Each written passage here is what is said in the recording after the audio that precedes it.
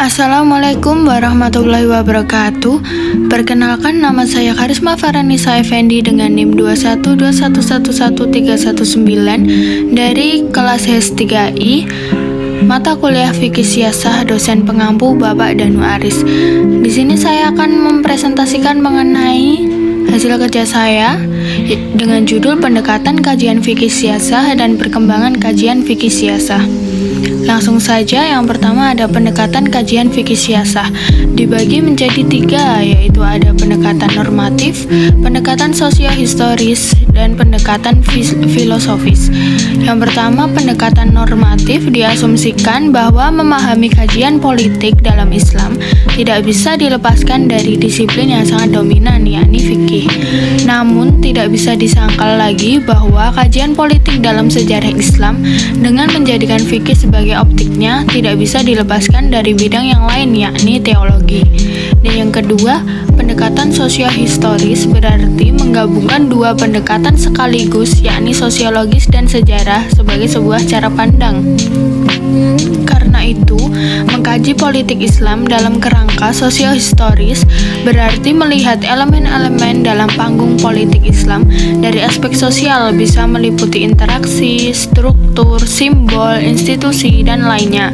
Dan kesejarahan meliputi peristiwa dengan memperhatikan tempat, waktu, objek, latar belakang, dan pelaku. Yang ketiga, pendekatan filosofis yang dimaksud untuk melihat kandungan nilai atau substansi dalam setiap formasi politik Islam.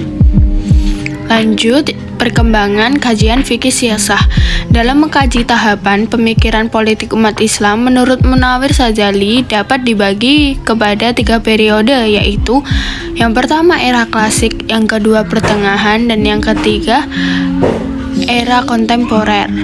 Dalam bukunya Islam dan Tata Negara, beliau mengatakan, berawal dari politik yang diterapkan oleh Nabi Muhammad SAW di Madinah, beliau menjalankan 2 fungsi sekaligus, yaitu sebagai utusan Allah Subhanahu wa Ta'ala dan sebagai kepala negara yang mengatur kepentingan umat berdasarkan wahyu selama 10 tahun kenabiannya, yaitu sejak 622 sampai 632 Masehi.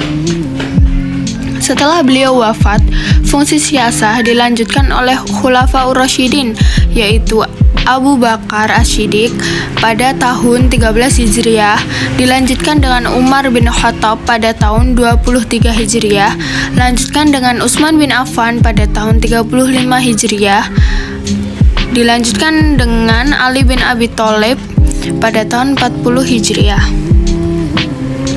Masalah siasah pertama yang muncul setelah Nabi wafat adalah ketika pengangkatan Abu Bakar sebagai hasil diskusi atau musyawarah antara Muhajirin dan Ansor di Saqifah Bani Sa'idah, bahwa tolak ukur yang menjadi pengganti atau khalifah Nabi adalah orang yang mengimami sholat kaum muslimin ketika beliau sakit. Pengangkatan Umar bin Khattab atas penunjukan oleh Abu Bakar setelah melakukan musyawarah dengan sahabat-sahabat lainnya. Sedangkan pemilihan Utsman bin Affan atas pilihan 6 orang sahabat. Demikian presentasi dari saya. Apabila ada kurangnya mohon dimaafkan. Wallahul muwaffiq ila aqwamit thoriq. Wassalamualaikum warahmatullahi wabarakatuh.